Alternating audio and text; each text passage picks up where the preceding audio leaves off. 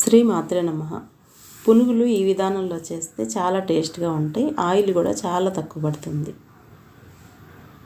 ఇడ్లీ పిండి కానీ దోశ పిండి కానీ ఒక 2 కప్పులు తీసుకున్నాం అనుకోండి.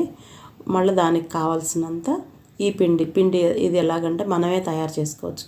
కేజీ బియ్యం కడిగైనా పర్వాలేదు, తుడుచుకొనైనా పర్వాలా. 1 కేజీ బియ్యానికి 100 గ్రాములు సగ్గు బియ్యం వేసేసి పిండి పట్టించుకుంటే అది మైదా పిండి లాగా మనకి మైదా పిండి అవసరమైన చోట ఈ పిండి వాడుకోవచ్చు. బాగా స్మూత్గా ఉంటుంది పిండి సగ్గు బియ్యం కలవటం వల్ల.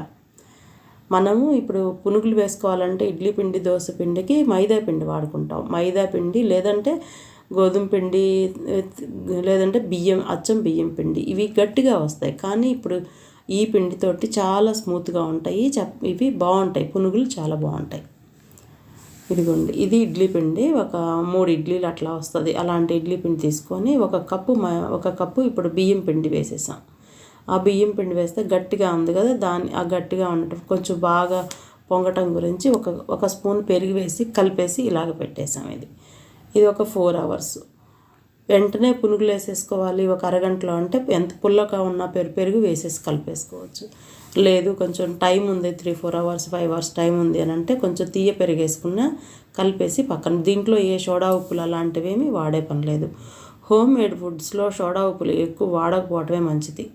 అయితే జనాలందరూ హోటల్ స్టైల్ అని ఇష్టపడుతున్నారు. కానీ ఆ హోటల్ స్టైల్లో కొంచెం సోడా ఉప్పు వేస్తేనే పొంగుతాయి. మనకు బయట కూడా బండి మీద బజ్జీలు అవి చూడండి, మనం ఏం వేయవలసిన పని లేదు. అయినా కూడా ఇది కేక్ బ్యాటర్ లాగా అసలు ఇది వచ్చేస్తుంది మొత్తం. ఎందుకంటే పెరుగు వేసాం కదా, పెరుగుతో అట్లా వస్తుంది.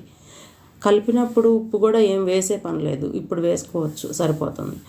ఇప్పుడు తీసాక తగినంత ఉప్పు, కొంచెం కారము, జీరా, చిటికెడు పసుపు కూడా వేసుకుంటే మంచిది, బాగుంటుంది. కలర్ కూడా బాగుంటుంది. వేసేసి ఉల్లిపాయ, పచ్చిమిరపకాయ, క్యారెట్, అల్లము, ఇంకా మన ఉల్లికాడలు అలాంటివి ఏమన్నా ఉన్నా మనం ఇంట్లో వేసుకోవచ్చు. ఇవన్నీ వేసాక ఎటు పడితే అటు కలపొద్దు. మెయిన్ పిండిని ఎప్పుడూ కూడా ఒకే వైపుకి కలపండి. ఒకే వైపుకి కలపటం వల్ల బాగుంటుంది. పిండి వేసి అటు ఇటు కలిపింది మీరు వేసుకొని చూడండి, ఒకటే వైపు కలిపింది ఇది పొంగటం బాగా పొంగుతుంది ఒకటే వైపుకి తిప్పి కలిపేస్తే కనుక. ఇప్పుడు ఇదిగోండి, ఇంకా ఒకటే దీంతో కలపాలి.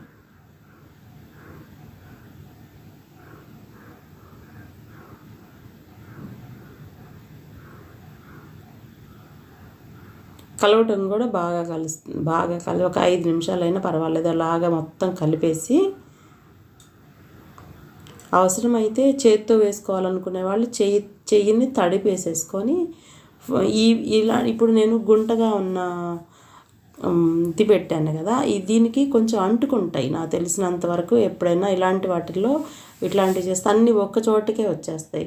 కొంచెం పెద్దగా వెడల్పుగా ఉన్న దాంట్లో పెడితే దానికైతే ఏంటంటే ఎక్కడిదక్కడ అంటుకోకుండా ఉంటాయి. నేను కొంచెమే కదా అని చిన్నది పెట్టాను.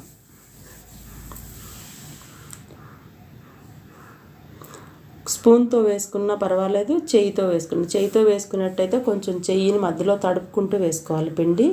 మనకు అది చేతి నుండి ఊడిపడిపోద్ది, బాగా వస్తాయి. వేయగానే పొంగిపోతాయి ముందర. అసలు మీడియం ఫ్లేమ్లోనే చాలు, మళ్ళీ హై కూడా అవుతుంది, బాగా పొంగుతాయి.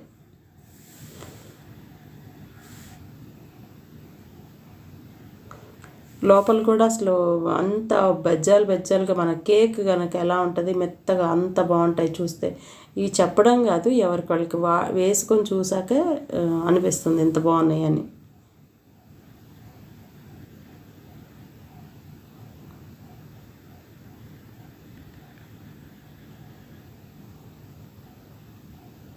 చాలా బాగుంటాయి, స్మూత్గా ఉంటాయి తింటుంటే కూడా.